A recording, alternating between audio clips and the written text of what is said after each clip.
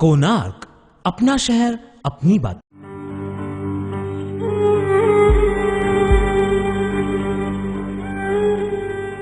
सोमवार 23 जून 2014 के दिन थी डॉक्टर श्यामा प्रसाद मुखर्जी की 61वीं पुण्यतिथि।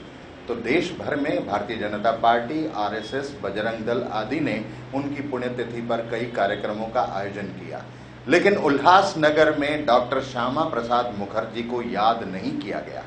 आपको बता दें कि डॉक्टर श्यामा प्रसाद मुखर्जी एक ऐसे व्यक्ति थे जिन्होंने जनसंघ की स्थापना की थी। वो संस्थापक थे और उन्हीं का नारा था कि एक देश, दो विधान, दो प्रधान, दो निशान नहीं चलेंगे। लेकिन उल्लासनगर शहर में इसके एकदम उलट है।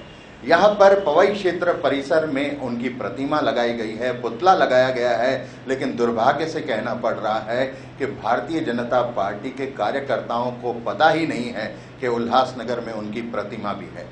गौरतलब करने वाली बात तो ये भी है कि उल्लासनगर में सत्ता है जो भाजपा की है, यानी भाजपा के साथ अन्य दल भी हैं। उल्लासनगर में आमदार जो विधायक हैं वो भी भाजपा के हैं, लेकिन कई कार्यकर्ताओं को, पदाधिकारियों को, नेताओं को पता ही नहीं है कि डॉक्टर श्यामा प्रसाद मुखर्जी कौन थे और उनकी प्रतिमा उल्लासनगर में है। तो ये एक दुखद बात है।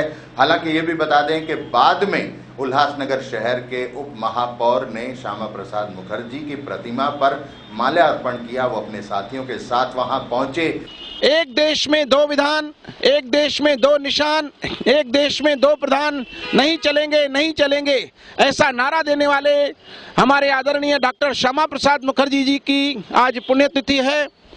उनका जन्म 6 जुलाई 1901 को कलकत्ता में हुआ था और विद्या ग्रहण करने के बाद, लॉ करने के बाद उन्होंने जब देखा कि कश्मीर के अंदर जो उस समय का संविधान था उसके अंतर्गत वहाँ का जो मुख्यमंत्री था वह प्रधानमंत्री कहलाता था और इस देश के अंदर दो प्रधान और दो विधान थे।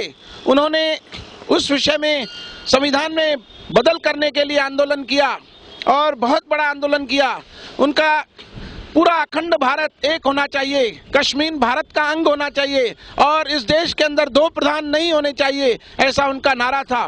भारतीय जनसंघ के संस्थापक जिन्होंने भारतीय जनसंघ की स्थापना की, जो कि आगे चल के भारतीय जनता पार्टी बनी, जनता पार्टी और भारतीय जनता पार्टी बनी, ऐसे महान नायक, इस देश के नायक को मैं नमन करता हूं। 6 जुलाई को उनके जन्मदिन पर हम इसके सुशोभीकरण का काम शुरू करने वाले हैं उल्लासनगर महानगर पालिका की तरफ से और 6 जुलाई को उनको नमन करते हुए, यहाँ पर फूल्यार्पण करते हुए, माला अर्पण करते हुए यहाँ पर सुशोभीकरण का काम शुरू होगा और बहुत ही सुंदर स्थान इस जगह को बनाया जाएगा। कोणार्क, अपना शहर अपनी बात।